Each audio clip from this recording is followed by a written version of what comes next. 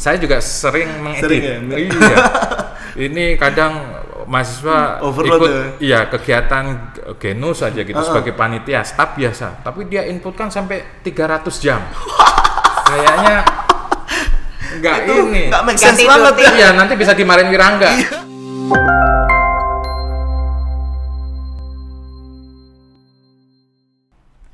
Assalamualaikum warahmatullahi wabarakatuh. Selamat pagi, selamat siang, selamat sore. Waalaikumsalam warahmatullahi wabarakatuh. Oke, pada kesempatan hari ini senang sekali ya teman-teman, saya bersama dua orang direktur ya. Saya calon direktur. Amin. Ya Allah, amin. Baik, dua orang di sini ini sangat spesial ya bagi saya dan tentunya orang-orang penting yang ada di PB gitu ya. Saya merasa naik derajat guys ada di sini. Oke, kita perkenalan dulu ya teman-teman. Perkenalkan, nama saya Rido, biasa dipanggil Dodo, dari Ditmawa Entertainment. Kita yang akan membantu jalannya podcast ataupun talk show ya di sini ya, Q&A terkait dengan Achievement Course atau EC dan Student Portal. Nah, tentu bahasan ini tuh ya sangat relate dengan mahasiswa tentunya, di mana emang bahasan ini nih sangat amat harus disosialisasikan kepada masyarakat banyak, utamanya mahasiswa IPB tentunya ya. Oke, sebelumnya kita perkenalan dulu ya teman-teman ya. Di sebelah kanan saya, ada ibu cantik, yaitu Dr. Insinyur Nur Hayati, MSc, dari Direktorat Administrasi Pendidikan dan Penerimaan Mahasiswa Baru. Selamat datang sekali, Ibu.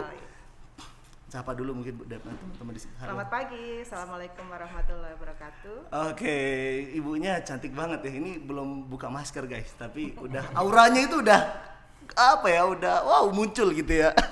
Dan tentu di sebelah kiri saya, siapa lagi sih kalau nggak tahu ya kalian nih, wah sungguh keterlaluan ya teman-teman ya. Dr. Alim Setiawan Selamat STP MSI, selaku Direktorat Kemahasiswaan dan Pengembangan Karir di PB University. Selamat datang Bapak. Ya, selamat pagi Mas. Selamat pagi Pak. Oke. Gimana Pak? Kabar sehat? Alhamdulillah. Alhamdulillah. Ibu sehat? Alhamdulillah.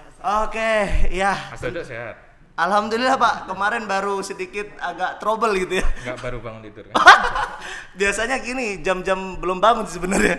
Tapi karena mendung ini. Iya bener. Mendung di depan, mendung, jadi ya kita harus tetap semangat di sini ya. Mungkin sebelum kita mulai gitu ya, ada baiknya mungkin dari Bapak dan Ibu bisa membuka masker dulu, karena kita akan menyapa secara langsung. Dan tentunya teman-teman ya, kenapa saya minta buka masker, karena kita sudah mematuhi protokol kesehatan. Tentu kita sudah vaksin 2 kali dan swab juga gitu ya, dan hasilnya negatif gitu. Dan tentu ya Ditmawa Entertainment ini sangat luar biasa yang dipimpin oleh direktur kita ya, Direktur Kresna gitu ya, karena emang protokol kesehatan harus penting gitu ya, harus dilaksanakan. Oke, pagi ini kita akan membahas terkait dengan EC dan Student Portal. Mungkin kemarin juga udah dibahas ya Pak ya, dengan Pak Angga gitu ya, mungkin asistennya Ibu.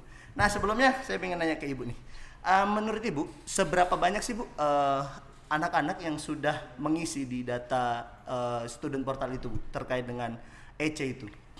Iya, jadi semester ganjil ini ya. Yeah. Sebenarnya cukup banyak karena kalau di Dit-Ap PPMB itu adalah yang terencana dan sudah terdaftar di KRS, mahasiswa mengisi KRS. Tetapi mahasiswa dalam menjalankan melaksanakan MBKM atau EC ini bisa di tengah-tengah setelah KRS begitu. Nah ini mendaftar di Student Portal ya, terdata atau menulis aktivitasnya di Student Portal, mungkin di Pak Alim ininya ya. Oke, berarti udah hampir banyak ya Bu ya yang mendaftarkan di Student Portal itu datanya. Lumayan ya. Mudah-mudahan ya, belum dilihat. Banyak ya, karena ya. Saya sendiri sebagai pembimbing ya. Ya.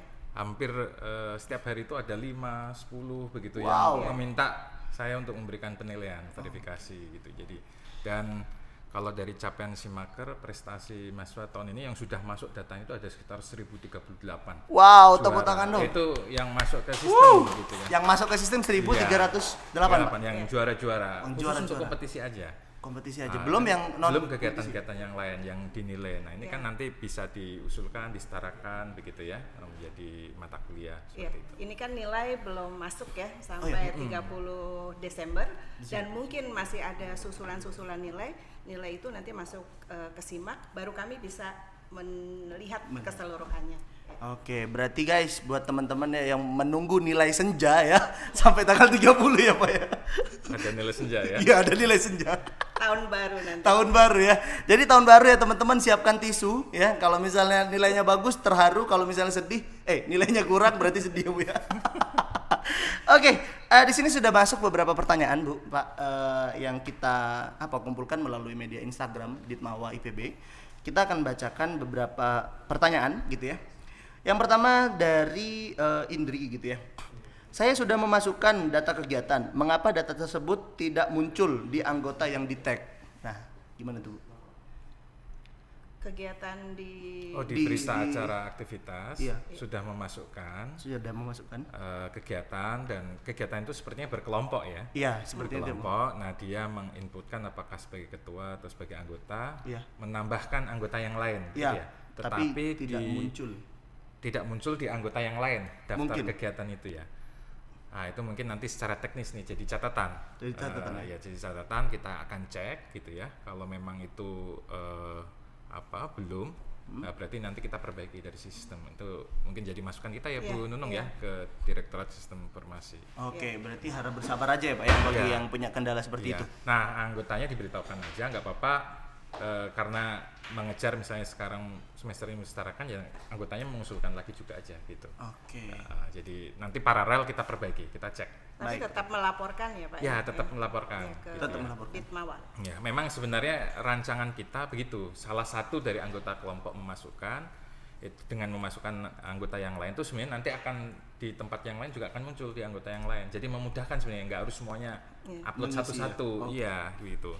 Tapi karena ini mungkin case, nah kita coba perbaiki. Tetapi anggota kelompok yang lain jangan menunggu, kalau mau nggak apa-apa dimasukkan aja. Satu-satu ya. Satu-satu. Mudah-mudahan segera kita bisa atasi ini. Baik ya, itu ya tadi ya untuk pertanyaan dari Indri, dan mungkin yang punya kendala sama.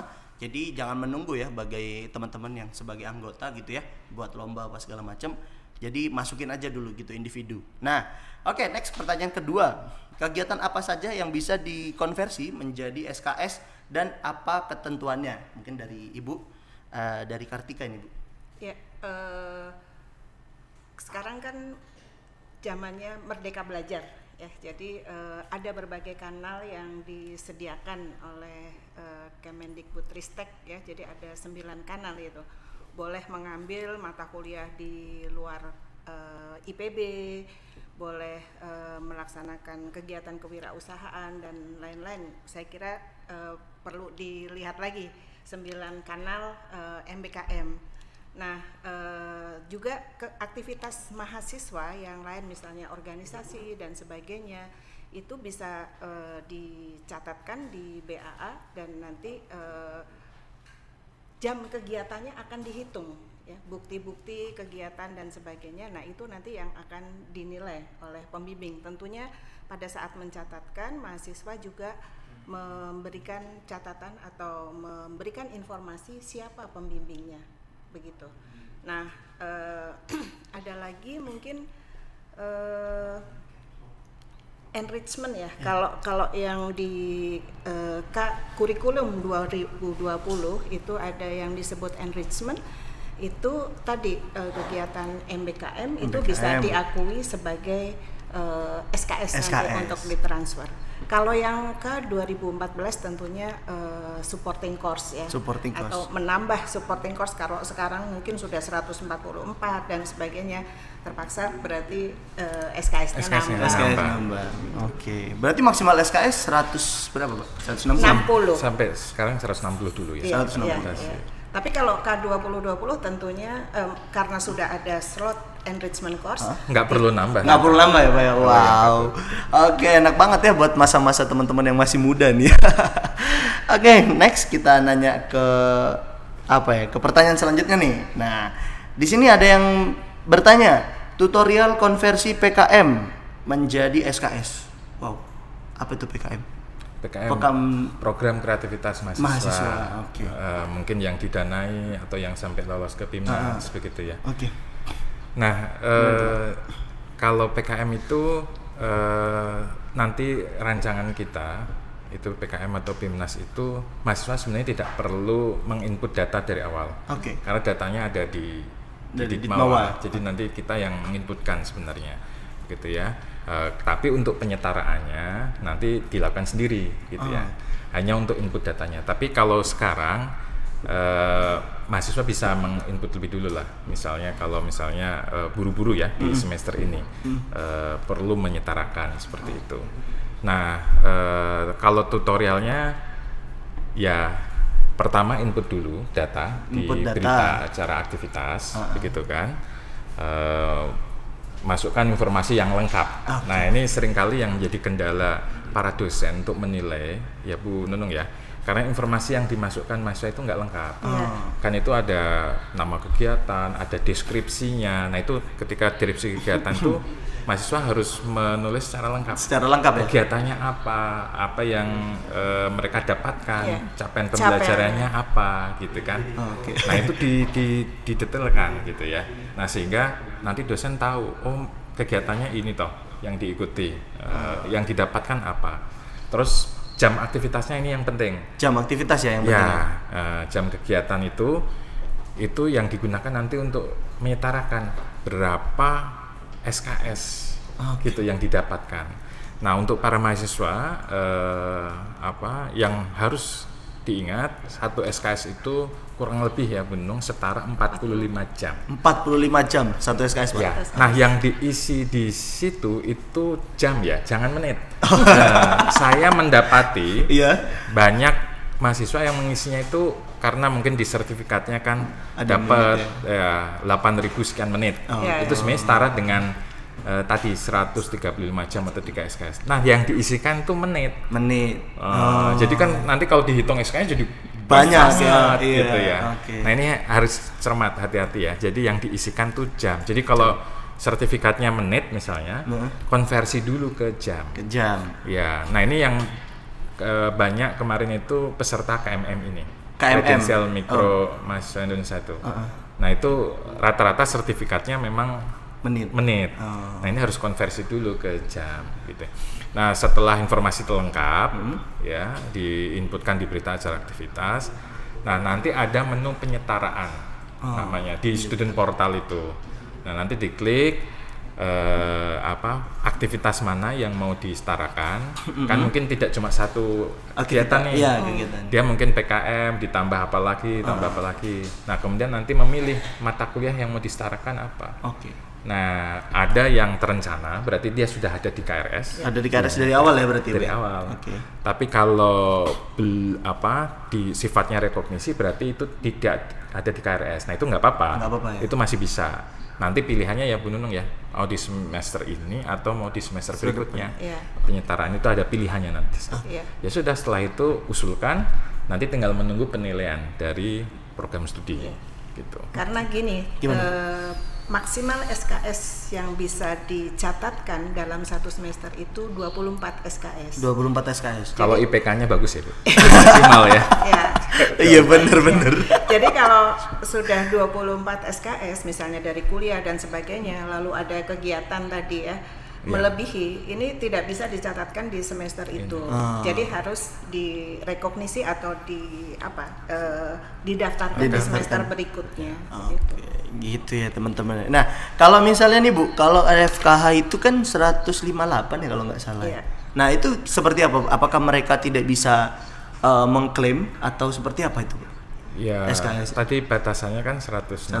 Jadi dia masih ada lah. 2 SKS ya. 2 SKS ya, Pak ya. Biasanya kan ini yang yang sekarang itu kalau yang 7 Habit ada juga yang K2014 sih. Iya, K2014. Itu kan bisa itu disetarakan 2 SKS IPB 205. Nah, selebihnya kalau ada aktivitas yang lain kita bisa masukkan ke SKPI. SKPI. Ya, itu ya teman-teman ya. Di SKPI juga detail kok. Misalnya dia ngambil pertukaran, ngambil kuliah, nanti bisa muncul mata kuliahnya apa, nilainya apa juga muncul nanti di SKPI gitu ya. Gitu. Oke, jadi nggak perlu khawatir ya buat teman-teman seluruhnya kalau misalnya udah overload gitu ya, nggak saya bilang overload ya SKS-nya, jadi bisa masuk ke SKPI. Nah tadi ya informasi pentingnya tutorialnya itu mungkin buat semuanya ya Pak ya, buat semua kegiatan itu seperti itu. Seperti itu. Nah tentu yang pasti ini kadang juga ada pembina saya Pak, Pak Begin itu dia dapetin yang tadi yang jam-jamnya itu yang nggak masuk akal gitu ya. Iya. Misalnya sebulan ternyata udah 8.000 jam kayak gitu kan, itu emang mau kegiatan gimana kayak gitu kan. Gitu ya. Jadi nah itu tugas dari mahasiswa untuk cermat dalam mengisi.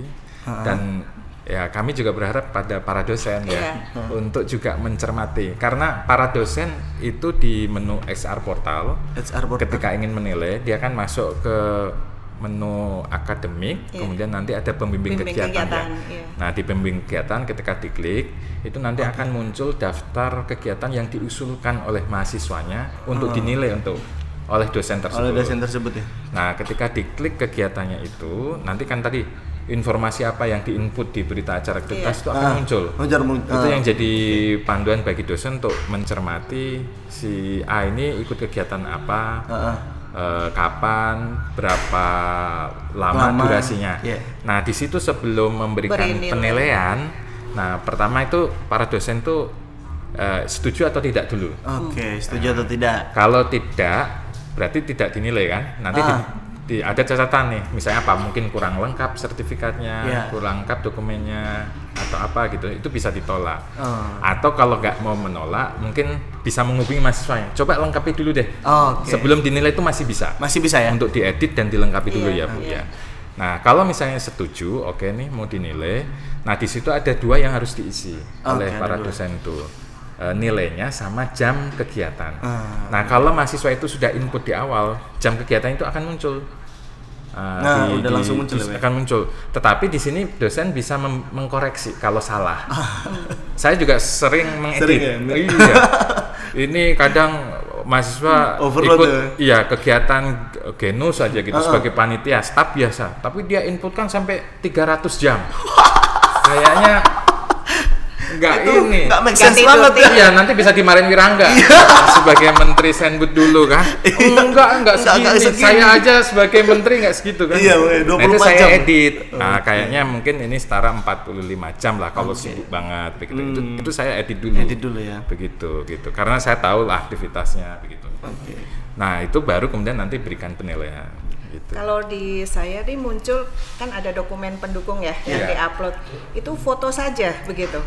Jadi kan tidak bisa melihat jelas capaiannya apa gitu. Nah itu mungkin informasi itu bisa ditambahkan. Bisa tambahkan ya. Ya karena dokumen pendukung itu sebanyak-banyaknya bisa diinput oleh mahasiswa. Misalnya dia dapat sertifikat, masukkan. Dia ada LOE, masukkan. Ada laporan kegiatan lebih baik ya Bu ya. Karena harusnya kalau mahasiswa dapat pendanaan, dapat kegiatan, selesai kegiatan dia bikin laporan kegiatan. Nah laporannya diinput aja. Itu sebagai bahan bagi para dosen itu untuk menilai gitu. Dia lebih yakin kan kalau informasinya lengkap gitu. Oke gitu ya teman-teman ya. Jadi buat para mahasiswa tentunya harus rasional ya teman-teman ya untuk mengisi jam-jamnya gitu. Karena sering terjadi seperti itu ya di Bapak juga ya. Di Bapak juga. Oke.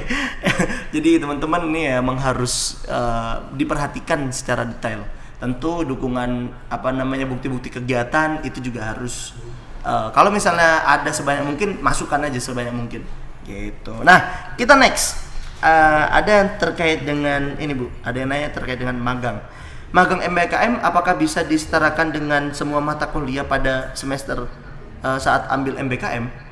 Gimana sih maksudnya ini? Apakah magang bisa disetarakan dengan semua mata kuliah pada semester ini saat ambil MBKM? Ya gimana gitu Pak? Ya. Gitu ya guys. Mungkin dari Ibu. Nanti Pak Alim juga bisa menambahkan ya. Jadi kegiatan magang itu sendiri kan termasuk kegiatan MBKM ya. Jadi magangnya apa ini? Apakah ada kerjasama dengan mitra tempat magang? Dan berapa lama aktivitasnya apa begitu kan, ada magang yang cuma 1 bulan gitu, ada yang magang yang memang MBKM 1 paket 20 SKS.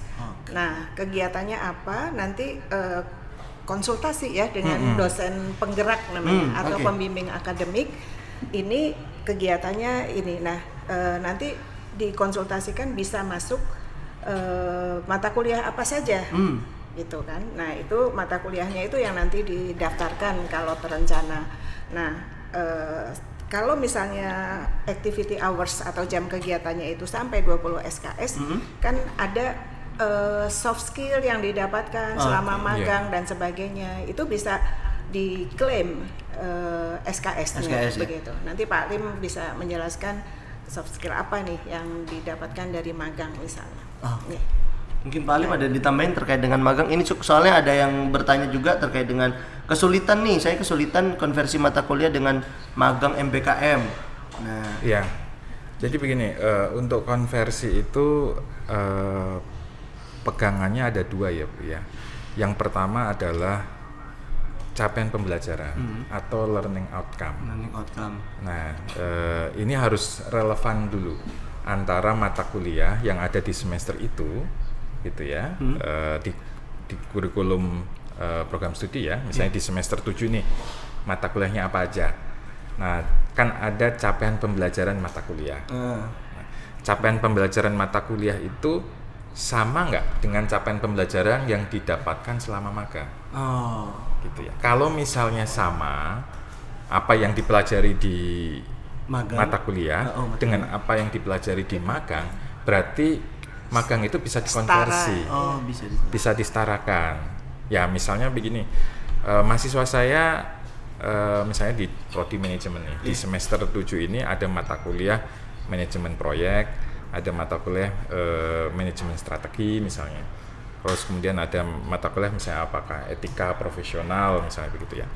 Nah, ternyata mahasiswa ini tidak ngambil kuliah. Pak, saya izin, saya semester ini mau magang. Magangnya misalnya di PT tertentu. Nah, ternyata di sana dia diberikan proyek membuat misalnya strategi pemasaran, perencanaan strategi marketing lah, digital marketing dan sebagainya.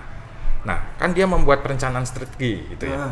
Nah, ini ternyata apa yang dia kerjakan itu sama dengan mata kuliah manajemen strategi aktivitasnya. Kemudian dia mengelola satu proyek, gitu kan. Nah, karena memang kita berharap setiap magang itu mahasiswa itu melakukan project gitu ya, karena diarahkannya ke sana itu ya, project based learning. Ya, dia mengelola project itu gitu. Nah, ini kan di semester itu mata kuliah ada mata kuliah manajemen project. Kemudian selama magang di sana dia juga mendapatkan pembekalan tentang etika, tentang bagaimana harus profesional di tempat kerja dan sebagainya. Nah, ini relevan dengan etika profesional misalnya mata kuliah itu. Nah, ternyata klop kan.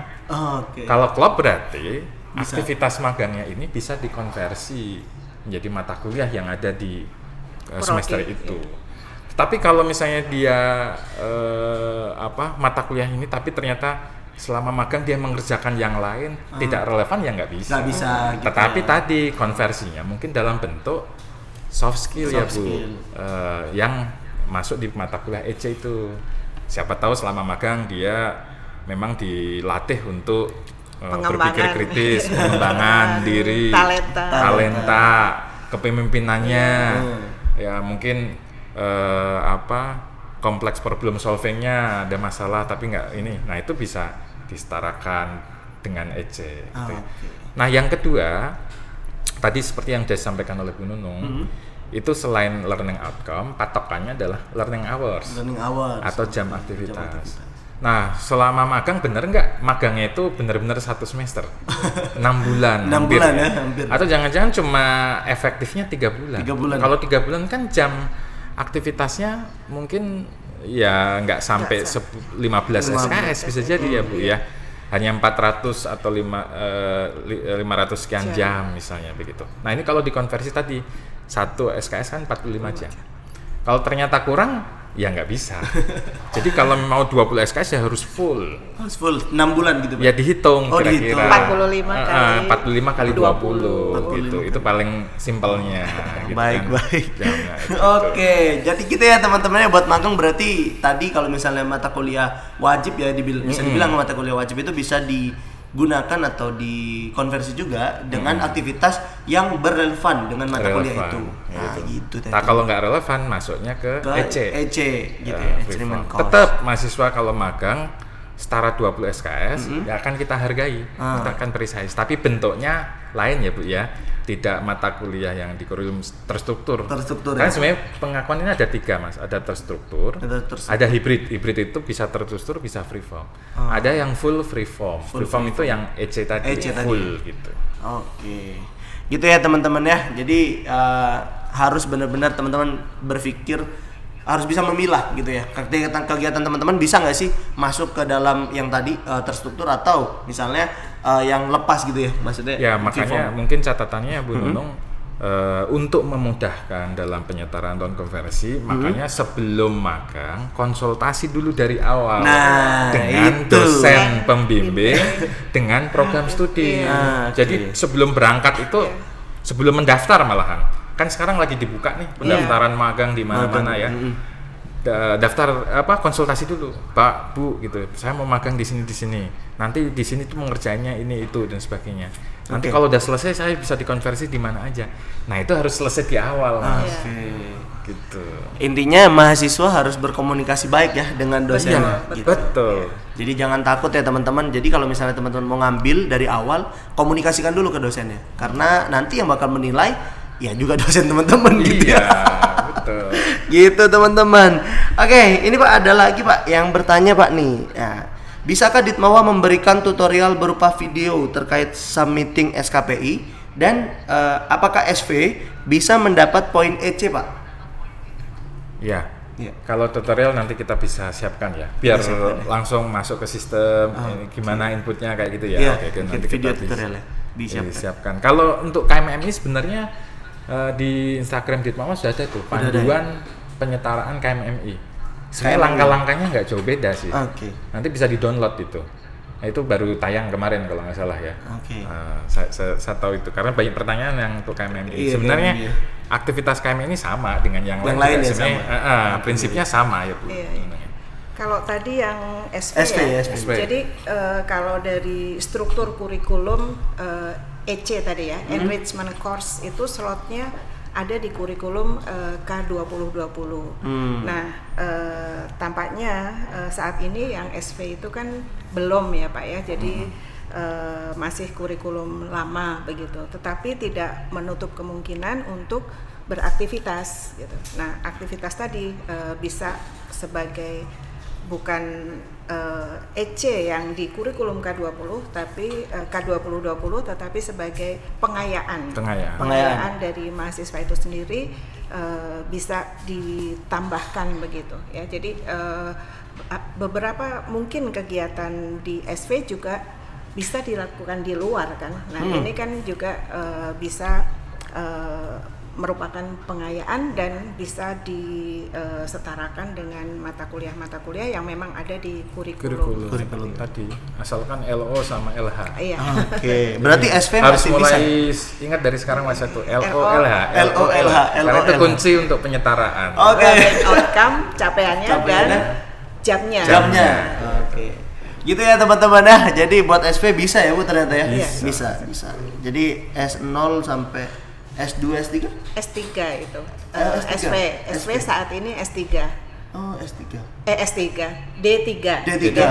Ya, nanti akan jadi D4. Ya, nanti kalau ada D4 ya itu sudah MBKM kan bisa. Iya, MBKM. Oke, baiklah. Oke teman-teman, karena ini berhubung banyak banget nih Pak yang bertanya gitu ya. Jadi ini sangat menarik tentu ya bahasan EC ini, karena yang saya pikir ya EC ini mungkin harus benar-benar disosialisasikan dengan baik, karena teman-teman juga pada kebingungan Bu.